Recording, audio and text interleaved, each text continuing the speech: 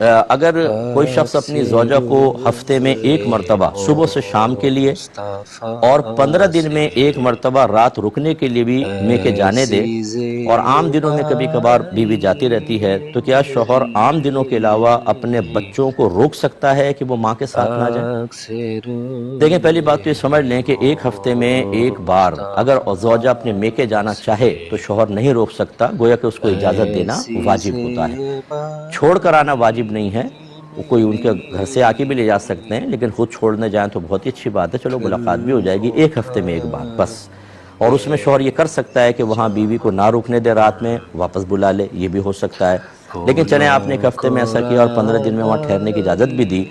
اب یہ بچوں کو روکنا کہ جب رکو گی وہاں پر زیادہ ٹائم جاؤ گی تو بچے ساتھ نہیں جائیں گے، کبھی کبھار تھوڑے بہت عرصے کے لیے جاؤ، ایک آدھ گھنٹے کے لیے تو بچوں کو لے جاؤ، اس کی بنیادی وجہ جب پتہ چلے گی تو پھر زیادہ صحیح واضح حکم ہوگا۔ لیکن چونکہ کویسچن ہے تو میں عرض کر دیتا ہوں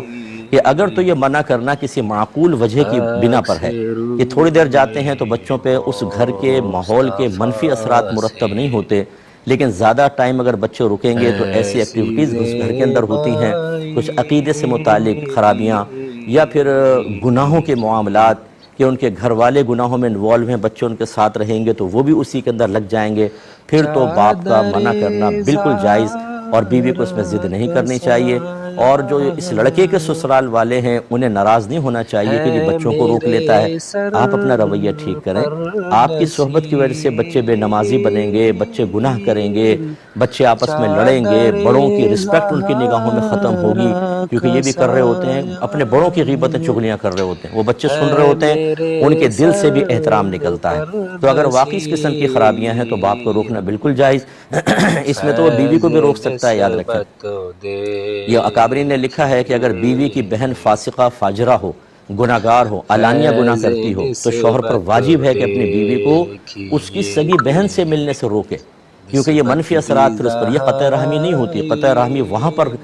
بری کہلاتی ہے کہ جہاں پر بغیر کسی معقول وجہ کے اور اپنی نفسانی خواہشات کے تابع ہو کے رشتوں کو توڑنے کی کوشش کی جائے، یہ معقول وجہ ہے۔ تو اگر ایسا ہے تو ٹھیک، اور اگر ایسا نہیں ہے، بس میں نہیں جانے دے رہا، تو یہ بالکل غلط ہے۔ اس کے جو بچوں کے